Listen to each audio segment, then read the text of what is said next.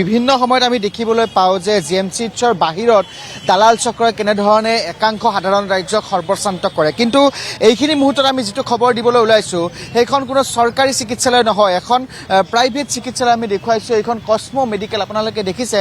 এই কসমো মেডিকেলখনত দালাল চক্ৰৰ পালাত পৰি এতিয়া সৰ্বশ্ৰান্ত হৈছে এগৰাকী মহিলা। প্ৰথমতে এজন যুৱক দুৰ্ঘটনাত পতিত হৈছিল, তাৰপিছত GMCHত ভৰ্তি কৰোৱা হৈছিল।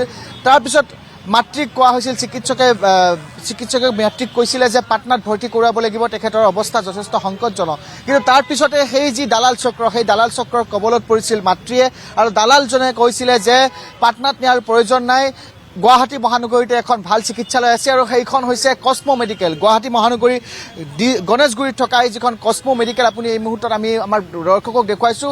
এই কসমো মেডিকেলৰ দালাল চক্ৰৰ পালাত পৰি এতিয়া, দালাল চক্ৰৰ কবলত পৰি এতিয়া সৰ্বশ্ৰান্ত হৈছে এগৰাকী মহিলা। তাৰপিছত মহিলাগৰাকী কৈছিলে যে প্ৰায় কিছু লাখ টকা খৰচ হ'ব আৰু ইয়াত সুস্থ হৈ উঠিব তেখেতৰ পুত্ৰ। সেই কথামতেই তেখেতৰ মাতৃগৰাকীয়ে নিজ পুত্ৰ ঋষিক ইয়াত চিকিৎসাধীনৰ বাবে লৈ আহিছিল, আৰু তাৰপিছতেই আজিৰ দিনটো যেতিয়া পুত্ৰক মৃত বুলি চিকিৎসকে ঘোষণা কৰিছে, তাৰপিছতে এতিয়া মাতৃ কান্দনত ভাঙি পৰিছে। আৰু এনেধৰণে এক প্ৰকাৰ এই যিসমূহ মেডিকেল আছে, সেই মেডিকেলসমূহে দালাল পুহি ৰখাৰ যিসমূহ অভিযোগ, সেই অভিযোগসমূহ যেন এটা সত্য প্ৰমাণিত হৈছে, আৰু সেইগৰাকী মহিলা এতিয়া দালাল চক্ৰত পৰি এনেধৰণে সৰ্বশ্ৰান্ত হোৱা দেখিবলৈ পোৱা গৈছে। অভিযোগ উত্থাপিত কৰিছে। মাতৃগৰাকী আছে, আমি মাতৃগৰাকীৰ সৈতে কিছু কথা পাতিবলৈ যত্ন কৰিম এই মুহূৰ্তত। এটা ৰাতিৰ কাৰণেহে যিহেতু তাৰ পৰা ওলাই আনিলে, আপুনি ইয়াতে সোমাই দিয়ক। সেইটো মোৰে চিনাকি হস্পিটেল হয়, আপোনাৰ পইচা চাৰ্জটো বেছি নাযায়, খালি মানে ভেণ্টিলেটৰৰ পইচাটো লাগিব আৰু মেডিচিনৰ পইচাখিনি লাগিব। মই হ'ব দিয়া, মোৰ ল'ৰাটো ভাল হ'ব লাগিব, এদিনৰ কাৰণে হ'লেও মই সেইটো চিন্তা কৰিব নালাগে, মই দিম দিয়া। দি কেনে সেনেকৈ কৰি মই বাকীখিনি তুমি চিনি পোৱা, যিহেতু মইতো এইখন হস্পিটেলৰ মই নামো শুনা নাই। সেনেকৈ কৰি কেনে সি ক'লে ঠিক আছে বাইদেউ, সেইটো মোৰ দায়িত্ব দিয়ক, একো নহয়। সেনেকৈ কৰি সোমাই দিলে। সোমাই দিয়া নেক্সট দিনলৈকে সিহঁতক মই ডিচাৰ্জৰ কথা পাতিলে, সিহঁতে ডিচাৰ্জটো মোৰ দিয়াই নাই, দিয়া গধূলি কৰি দিলে। কৰাৰ পিছত তেওঁলোকে কৈ আছে কি আপোনালোকৰ ল'ৰাটো মানে পাটনালৈকে লৈ যাব নোৱাৰে, মানে তাৰ ভেণ্টিলেশ্যন লৈ যাব নোৱাৰে, আপোনালোকে আজি ইয়াতে ৰাখিব লাগিব, সেনে ক'লে।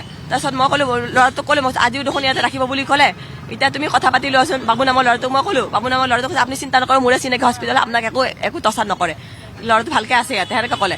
তাৰপিছত মোক চাব নিদিলে, যাবও নিদিলে।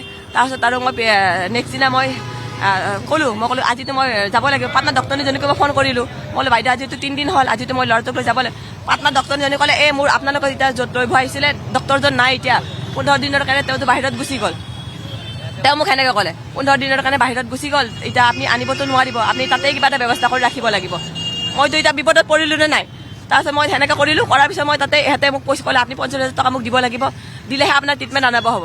তাৰপিছত মই ক'লো ঠিক আছে 50,000 টকা মই আপোনাক দিম, 20,000 টকা মই এটা দিলোঁ। ঠিক আছে, মই কৈছোঁ 50,000 টকা মই আপোনাক দিম, আপোনালোকৰ ট্ৰিটমেণ্টটো তাৰ মেডিচিনখিনি যিখিনি লাগে মোক 10,000, 15,000, 12,000 টকাৰ মেডিচিন আৰু অলপমান বাকী আছে। তাৰপিছত মই সেইখিনি মেডিচিন মই আনি কেনে দিলোঁ। মেডিচিন কণ্টিনিউ মই সদায় মেডিচিন মই দিয়ে আছোঁ, মোৰ তাতে আছে চব বিল। তাৰপিছত দি আছে। তাৰপিছত কালিও মোক ধমকি দিছে, পৰহিও ধমকি দিছে। 3 দিন পিছত মই দিছপুৰ থানাতো এজাহাৰ দিবৰ কাৰণে গ'লোঁ। মই ছাৰ এনেকৈ মোৰ ল'ৰাটো কোনো ধৰণৰ ট্ৰিটমেণ্ট কৰে নাই, আপোনালোকে এবাৰ হস্পিটেলখনত যাই কেনে মোৰ ল'ৰাটোৰ কথা কওক, যাতে ট্ৰিটমেণ্ট কোনো পাব। সেনেকৈ কৈছে। এতিয়া ডক্টৰৰ হস্পিটেলৰ বিষয়তো আমি যাব নোৱাৰোঁ, এতিয়া ল'ৰাটোতো একো হোৱা নাই নহয়, কিবা এটা হ'লে ডেথ কিবা হ'লে আমি যাব পাৰোঁ। এতিয়া মোৰ ল'ৰাটো কি হ'ল এতিয়া ল'ৰাজন ঢুকালেহে পুলিচ আহিম বুলি কৈছিলে। দিছপুৰ থানাই মোক সেনেকৈ ক'লে কি আপোনালোকৰ ল'ৰাটো ডাইৰেক্টলি সেনেকৈ কৈছে, বাবুক মই লৈ কেনে আৰু মই গৈছিলোঁ, যাই কেনে সিহঁতে কৈছে এতিয়া মোৰ ল'ৰাটো মৰি গ'ল, কি হ'ব। নিশ্চিতভাৱে আমি এইখিনি কথা এই মুহূৰ্তত জনাইছোঁ, আৰু এজন যুৱক আছে, আমি তেখেতৰ সৈতে অকণমান কথা পাতিবলৈ যত্ন কৰি মই অকণমান আপোনাৰ সৈতে কথা পাতিছোঁ।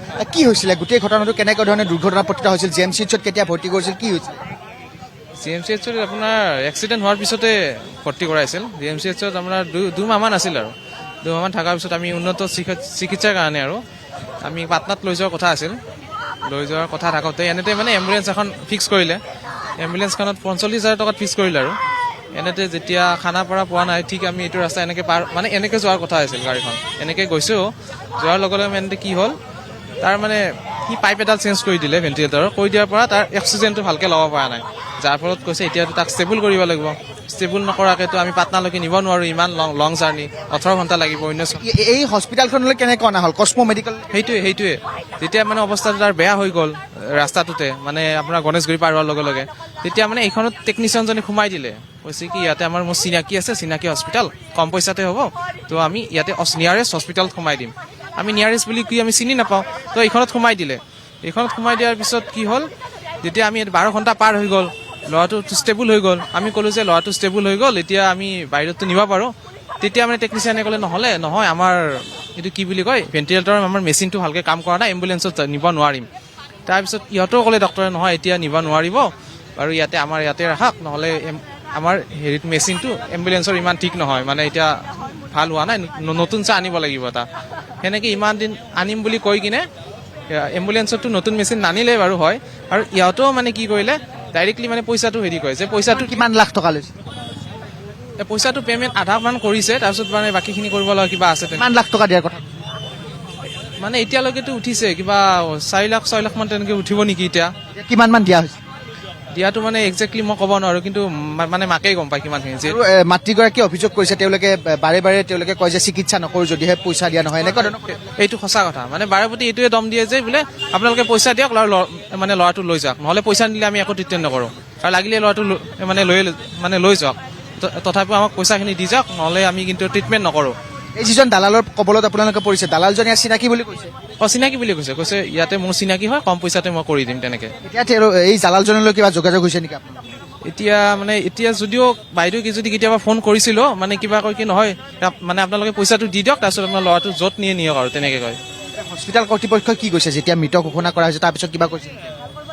তাৰপিছত কয় যে ল'ৰাটো মানে আগৰ পৰা চিৰিয়াছ আছিল, সেইকাৰণে এনেকুৱা হ'ল আৰু এতিয়া তেনেকেই কয় আৰু সিহঁতে ডক্টৰেটো আৰু তেনেকেই কয় চবকে যে চিৰিয়াছ আছিল সেইকাৰণে এনেকুৱা হ'ল। কিন্তু মেইন কথাটো হ'ল সিহঁতে নিগলিজেঞ্চি বহুত কৰিছে, মেইনলি টকাৰ কাৰণে।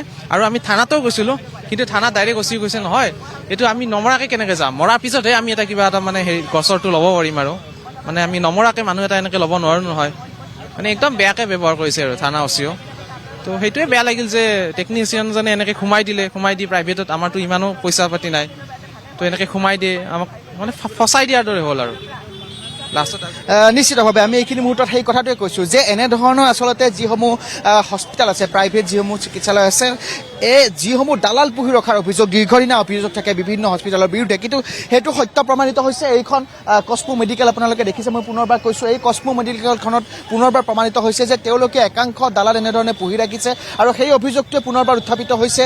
এগৰাকী যুৱকৰ মাতৃক তেওঁক প্ৰলোচনাৰে আচলতে তেওঁক কোৱা হৈছে যে পাটনালৈ নিব নালাগে, কাষতে এখন চিকিৎসালয় আছে, তাত মোৰ চিনাকি আছে, ভাল হ'ব। আৰু এনেধৰণে এম্বুলেঞ্চৰ যিগৰাকী টেকনিচিয়ান, সেই টেকনিচিয়ানজনে এই কসমো মেডিকেলখনলৈ লৈ আনিছিল, আৰু তাৰপিছত তেওঁলোকক এক প্ৰকাৰ যিসমূহ ধন, সেই ধনসমূহ লুটিবলৈ আৰম্ভ কৰিলে। প্ৰায় 4 লাখ টকাৰ প্ৰথমতে কথা কৈছিলে, তাৰপিছত কিছু ধন তেওঁলোকে ইতিমধ্যে আদায় দিছিলে সেই চিকিৎসালয়খনক, আৰু তাৰ পৰৱৰ্তী পৰ্যায়ত তেওঁলোকে যিসমূহ কথা কৈছে বা যিসমূহ অভিযোগ উত্থাপিত কৰিছে যে হস্পিটেল কৰ্তৃপক্ষই বাৰ তেওঁলোকক এক প্ৰকাৰ কৈছিলে যে যদিহে টকা দিয়া নহয় বা ধন দিয়া নহয়, তেতিয়াহ'লে তেওঁলোকে চিকিৎসা নকৰে বা ইয়াৰ পৰা লৈ যাওক, এনেকুৱা ধৰণৰ কথাসমূহ কৈছিলে। গতিকে নিশ্চিতভাৱে এই মুহূৰ্তত ক'ব লাগিব, এই যিখন কসমো মেডিকেল, সেই কসমো মেডিকেলখনৰ বিৰুদ্ধে যিসমূহ অভিযোগ উত্থাপিত হৈছে, সেই অভিযোগসমূহ খণ্ডন কৰিবৰ বাবে কিন্তু কোনো ধৰণৰ কৰ্তৃপক্ষ এই মুহূৰ্ততে তেওঁলোকে বাহিৰলৈ সংবাদ মাধ্যমৰ আগত সন্মুখত আহি কথা ক'বলৈ সাহস কৰা নাই। গতিকে নিশ্চিতভাৱে এক প্ৰকাৰে এক কথা প্ৰমাণিত হৈছে যে তেওঁলোকৰ বিৰুদ্ধে যিসমূহ অভিযোগ উত্থাপিত কৰিছে এইগৰাকী দুৰ্ভগীয়া মাতৃয়ে, যিগৰাকী মাতৃয়ে নিজৰ সন্তানক হেৰুৱাইছে দালালৰ কবলত পৰি। গতিকে এনেধৰণৰ দালালসমূহ, এই যিসমূহ প্ৰাইভেট মেডিকেলে পুহি ৰাখিছে, তেওঁলোকৰ বিৰুদ্ধে যিসমূহ অভিযোগ উত্থাপিত হৈছে, সেই অভিযোগসমূহ যদি সত্য, তেতিয়াহ'লে নিশ্চিতভাৱে প্ৰশাসন বা চৰকাৰ। এই মুহূৰ্তত আপোনাক জনাইছোঁ ধন্যবাদ।